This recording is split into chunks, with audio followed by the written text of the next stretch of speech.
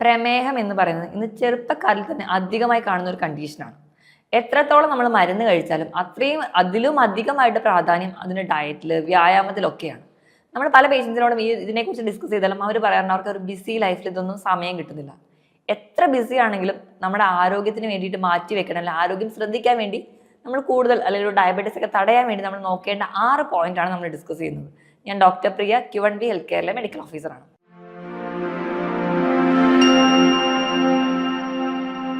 പ്രമേഹം എന്ന് പറയുന്ന ഒരു സൈലന്റ് കില്ലറാണ്. നമ്മൾ വേണ്ട രീതിയിൽ അതിനെ അപ്രോച്ച് ചെയ്തില്ലെങ്കിൽ പെട്ടെന്ന് തന്നെ നമ്മുടെ എല്ലാ ഓർഗൻസും തന്നെ ഡാമേജ് ചെയ്യാൻ കേപ്പബിലിറ്റി ഉള്ള ഒരു രോഗമാണ് പ്രമേഹം. മറ്റേത് രോഗം പോലെയല്ല, അത് എല്ലാ അവയവങ്ങളെയും ബാധിക്കാൻ ചാൻസ് വളരെയധികം കൂടുതലാണ്. മുൻകാലങ്ങളിലൊക്കെ നമ്മൾ നോക്കുകയാണെങ്കിൽ പ്രമേഹം എന്ന് പറയുന്നത് ഒരു 50-ന് മുകളിലോട്ട് ഉള്ള ആൾക്കാരിലാണ് കണ്ടുവന്നിരുന്നതെങ്കിൽ ഇന്നൊരു 30 വയസ്സിന് മുകളിൽ തൊട്ട് പ്രമേഹ രോഗങ്ങളുള്ളവരെ കാണാറുണ്ട്. നമ്മുടെ അടുത്ത് വരുന്ന മിക്ക പേഷ്യൻസിനെ നോക്കിയാലും നമുക്കറിയാം മിക്ക ആൾക്കാരും ചെറുപ്പത്തിൽ തന്നെ ഈ ഒരു പ്രമേഹ രോഗത്തിന് അടിമകളാണ്. നമ്മളത് വന്നു പോയാൽ പോലും നല്ല രീതിയിൽ അത് കൺട്രോൾ ചെയ്തില്ലെങ്കിൽ പെട്ടെന്ന് തന്നെ നമ്മുടെ കിഡ്നി, നമ്മുടെ ലിവർ, നമ്മുടെ കണ്ണിനെ, നമ്മുടെ നാഡികളെ, അങ്ങനെ എല്ലാ സിസ്റ്റത്തിനെയും ബാധിക്കാൻ കേപ്പബിലിറ്റി ഉള്ള ഒരു രോഗമാണ് ഈ ഡയബറ്റിസ് എന്ന് പറയുന്നത്. അപ്പം നമ്മൾ അത്രയും സീരിയസ് ആയിട്ട് തന്നെ ചിന്തിക്കേണ്ട കാര്യമാണ്. ഇപ്പം എത്ര തിരക്കുള്ള ആൾക്കാരാണെങ്കിലും നമ്മുടെ ആരോഗ്യം നോക്കിയില്ലെങ്കിൽ പിന്നീട് നമ്മൾ ഒരുപാട് മെഡിസിൻസ് കഴിക്കുക, അല്ലെങ്കിൽ ഒരുപാട് ഒരു ക്രൈസിസിലൂടെ നമ്മൾ ഫേസ് ചെയ്യേണ്ടി വരും. അപ്പം എല്ലാവർക്കും, അല്ലെങ്കിൽ ഏത് ഒരു രോഗം ഉണ്ടാവാൻ ചാൻസ് ഉള്ളവരായിക്കോട്ടെ, അല്ലെങ്കിൽ ഇനി രോഗങ്ങളെ തടയാൻ ആഗ്രഹിക്കുന്നവരായിക്കോട്ടെ, അവർ ശ്രദ്ധിക്കേണ്ട 6 പോയിന്റ്സിനെ കുറിച്ചാണ് നമ്മൾ നോക്കുന്നത്. ഒന്നാമതായിട്ട്, ഈ ബിസി ഷെഡ്യൂൾഡ് ആയിട്ട് എല്ലാ ആൾക്കാരും പറയുന്ന ആൾക്കാർ നോക്കിക്കഴിഞ്ഞാൽ കൂടുതൽ ആൾക്കാരും ഒരു ഓഫീസ് ടൈമിൽ വർക്ക് ചെയ്യുന്നവരായിരിക്കും. കൂടുതൽ ആൾക്കാരും നമ്മൾ നോക്കുകയാണെങ്കിൽ കൂടുതൽ നേരം ഇരുന്ന് ജോലി ചെയ്യുന്ന ആൾക്കാർക്കാണ് ഈ പറയുന്ന രോഗങ്ങളൊക്കെ ഉണ്ടാവാൻ ചാൻസ്.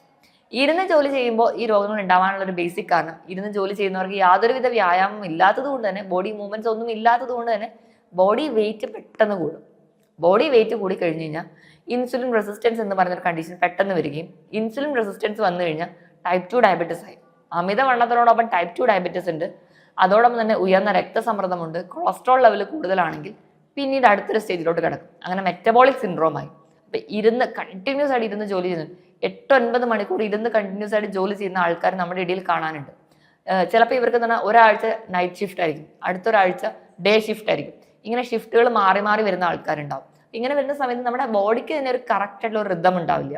ഒരു സർക്കേഡിയൻ റിതത്തിൽ ജീവിച്ച് വളർന്നു വന്നവരായിരിക്കും. ഒരു 10-25 വയസ്സ് ആകുമ്പോഴേക്കും ഈ റിതം എല്ലാം മാറി 1 വീക്ക് അല്ലെങ്കിൽ ഒരു നൈറ്റ് ഷിഫ്റ്റ്, അടുത്തൊരാഴ്ച ഡേ ഷിഫ്റ്റ്, ഇങ്ങനെ മാറി മാറി വരുമ്പോൾ ബോഡിക്ക് ഇതെല്ലാം കൂടി താങ്ങാൻ പറ്റാതെ വരുമ്പോഴാണ് പല ഡിസീസ് കണ്ടീഷനായിട്ട് ശരീരം പുറത്തേക്ക് കാണിക്കുന്നത്. അപ്പൊ നിങ്ങൾ കണ്ടിന്യൂസ് ആയിട്ട് ഇരുന്ന് ജോലി ചെയ്യുന്നവരാണെങ്കിൽ നിങ്ങൾ ശ്രദ്ധിക്കുക, 1 മണിക്കൂർ കഴിയുമ്പോൾ 2-3 മിനിറ്റെങ്കിലും എണീറ്റ് ബോഡിക്ക് ഒരു മൂവ്മെന്റ് കൊടുക്കുക. ഒന്നുകിൽ നിങ്ങൾ വെള്ളം കുടിക്കാൻ എടുക്കുന്ന ഗ്യാപ്പ് 2-3 മിനിറ്റ് മാത്രമാണെങ്കിലും ആ ഗ്യാപ്പ് ഒന്ന് എണീറ്റ് ജസ്റ്റ് ബോഡിക്ക് ഒരു മൂവ്മെന്റ് കൊടുക്കാൻ വേണ്ടി നോക്കുക.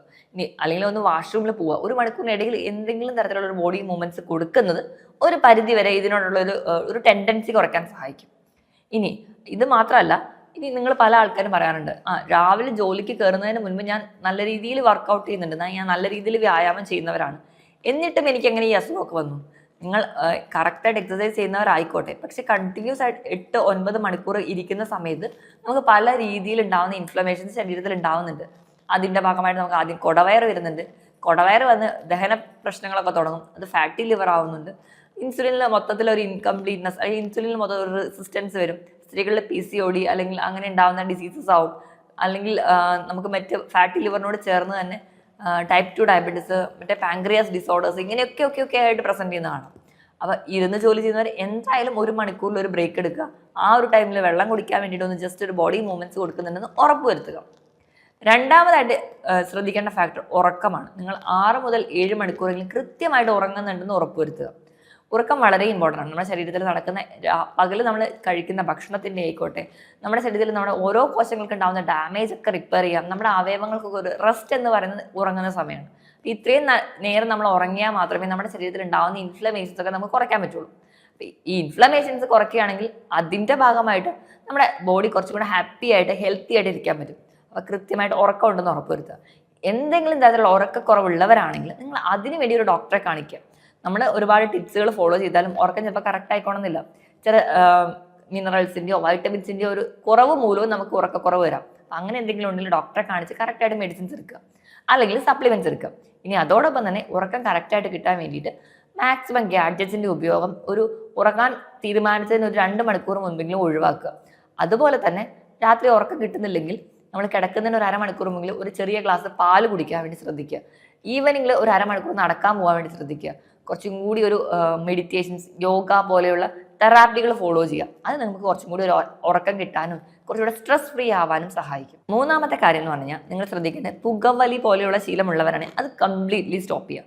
നമ്മൾ പുക വലിക്കുന്ന സമയത്ത് ഈ നമ്മുടെ ആർട്ടറീസിലൊക്കെ ബ്ലോക്ക് വരാനുള്ള ചാൻസ് വളരെ കൂടുതലാണ്. അത് നമുക്ക് ഹാർട്ട് ഡിസീസ് ഉണ്ടാക്കും. ഇത് മാത്രമല്ല, നമ്മൾ പുക വലിക്കുന്ന സമയത്ത് 30% പുക നമ്മുടെ ആമാശയത്തിലേക്കാണ് ചെല്ലുന്നത്.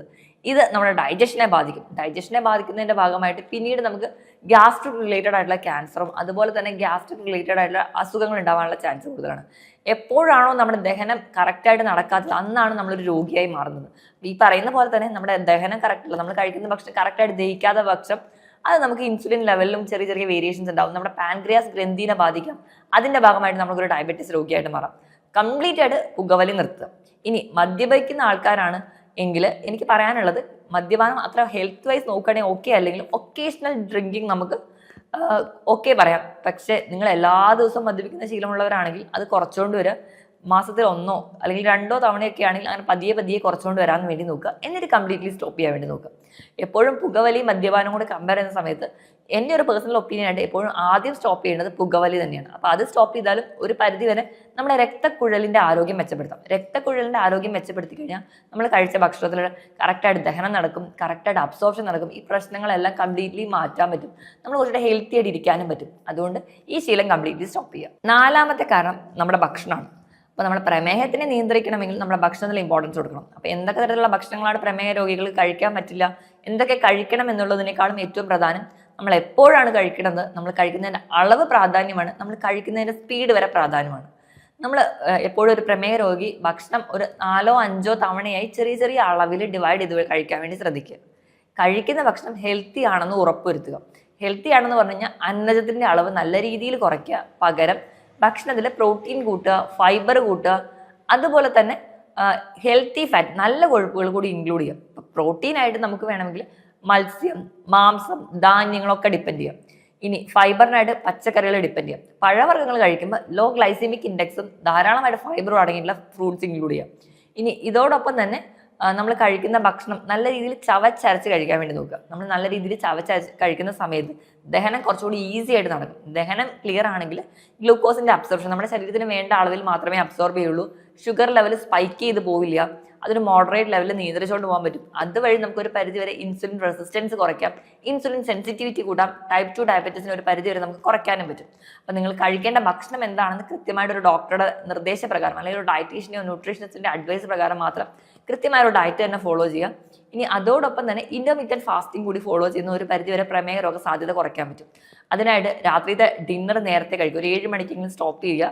പിറ്റേ ദിവസം രാവിലത്തെ ബ്രേക്ക്ഫാസ്റ്റ് ഒരു 16 മണിക്കൂർ ശേഷമാണ് നിങ്ങൾ കഴിക്കുന്നതെങ്കിൽ അവിടെ ഒരു ഇന്റർമീഡിയറ്റ് ഫാസ്റ്റിംഗ് ആവും. തുടക്കത്തിൽ ഒരു 12 മണിക്കൂർ, വീണ്ടും ഒരു 14 മണിക്കൂർ, പിന്നീട് ഒരു 16 മണിക്കൂർ ആക്കി മാറ്റുക. അതുവഴി ഇന്റർമീഡിയറ്റ് ഫാസ്റ്റിംഗ് ഫോളോ ചെയ്യുന്നതും ഒരു പരിധി വരെ നമുക്ക് പ്രമേഹ രോഗ സാധ്യത തടയാൻ പറ്റും. അടുത്തതായിട്ട് നമ്മൾ നോക്കുകയാണെങ്കിൽ 5ാമത്തെ പോയിന്റ് എന്ന് പറയുന്നത് വ്യായാമത്തിനെ മാറ്റി വെക്കുക. കൃത്യമായിട്ട് വ്യായാമം ആഴ്ചയിൽ 6 ദിവസമെങ്കിലും ഒരു അരമണിക്കൂർ ഒരു ഹൈ ഇന്റൻസിറ്റി വർക്കൗട്ടുകൾ ചെയ്യുന്നത് ഏറ്റവും ബെസ്റ്റാണ്. ഇനിയിപ്പോൾ നമ്മൾ നടക്കാൻ പോകുന്നവരായിക്കോട്ടെ, അല്ലെങ്കിൽ ഏത് തരത്തിലുള്ള വ്യായാമത്തിലാണ് നമ്മുടെ ശരീരത്തിന് ഉതകുന്നത് നോക്കിയിട്ട് കൃത്യമായിട്ട് വ്യായാമം ചെയ്യും. വ്യായാമം ചെയ്യുമ്പോൾ നമ്മൾ ശ്രദ്ധിക്കേണ്ട കാര്യം ഒന്നാമതായിട്ട് ഫ്ലെക്സിബിലിറ്റിയാണ്. നമ്മുടെ എല്ലാ ജോയിൻസിലും ഒരു മൂവ്മെന്റ്സ് കൊടുക്കുക. അത് നമുക്ക് കുറച്ചും കൂടി ഒരു ഡയബറ്റീസ് കൺട്രോൾ ചെയ്യാൻ വേണ്ടി സഹായിക്കും. രണ്ടാമതായിട്ട് എയറോബിക് എക്സസൈസുകൾ ഫോളോ ചെയ്യുക. എയറോബിക് എക്സസൈസ് എന്ന് പറയുമ്പോൾ നടക്കാൻ പോകുന്നത്, ജോഗിങ്, സൈക്ലിങ്, സ്വിമ്മിങ്, അങ്ങനെയുള്ള വ്യായാമത്തിൽ ഏർപ്പെടുക. ഇനി അതോടൊപ്പം തന്നെ ഡാൻസിങ് ചെയ്യുന്നത്, സൂംബ ചെയ്യുന്നത് ഒക്കെ നല്ലതാണ്. ഇനി R എന്ന് പറഞ്ഞ റെസിസ്റ്റൻസ് എക്സസൈസ് ആണ്. F for flexibility and A for aerobic exercise and R for resistant exercise. Weight lifting എക്സസൈസുകൾ ഫോളോ ചെയ്യാം. അതും ഒരു പരിധിവരെ പ്രമേഹ രോഗ സാധ്യത കുറയ്ക്കാൻ സഹായിക്കും. ഇനി എക്സസൈസിനോടൊപ്പം തന്നെ യോഗ, മെഡിറ്റേഷൻസ് ഒക്കെ ചെയ്യുന്നതും പ്രാണായാമം പോലെയുള്ള തെറാപ്പീസ് ഒക്കെ ഫോളോ ചെയ്യുന്നതും വളരെ നല്ലതാണ്. ഇനി 6ാമത്തെ പോയിന്റ് നമ്മൾ നോക്കുകയാണെങ്കിൽ പൊതുവേ ആൾക്കാർക്ക് കറക്റ്റായിട്ട് ഡയറ്റും എക്സസൈസും ഒക്കെ ഫോളോ ചെയ്താലും ഇടയ്ക്കൊന്ന് ചീറ്റ് ചെയ്യാൻ വേണ്ടി തോന്നാറുണ്ട്, അല്ലെങ്കിൽ ഒരു ചീറ്റ് ഡേ എന്ന് പറയാറുണ്ട്. പൊതുവേ എല്ലാ ദിവസവും ജോലിക്ക് പോകുന്നവരാണെങ്കിൽ ഞായറാഴ്ച ഒരു ചീറ്റ് ഡേ ആയിട്ട് എടുക്കാറുണ്ട്. നിങ്ങൾ ചീറ്റ് ഡേ എടുക്കുകയാണെങ്കിലും അതൊരു മോഡറേറ്റ് ലെവലിൽ, അല്ലെങ്കിൽ കുറഞ്ഞ അളവിൽ മാത്രം നമ്മൾ ഈ പറയുന്ന രീതിയിൽ നമ്മുടെ ആഗ്രഹത്തിനോ കൊതിക്കൊക്കെയുള്ള ഭക്ഷണങ്ങൾ ഇൻക്ലൂഡ് ചെയ്യാൻ വേണ്ടി നോക്കുക. നമ്മൾ ഏതെങ്കിലും തരത്തിലുള്ള ഒരു ഫാസ്റ്റ് ഫുഡോ ജങ്ക് ഫുഡോ കഴിക്കുകയാണെങ്കിൽ അത് കഴിക്കാൻ പോകുന്നതിന് മുൻപ് തന്നെ വീട്ടിൽ നിന്ന് നല്ല രീതിയിൽ പ്രോട്ടീനും ഫൈബറും റിച്ച് ആയിട്ടുള്ള സാലഡ്സോ അല്ലെങ്കിൽ ഫുഡോ ഇൻക്ലൂഡ് ചെയ്ത് കഴിക്കുക.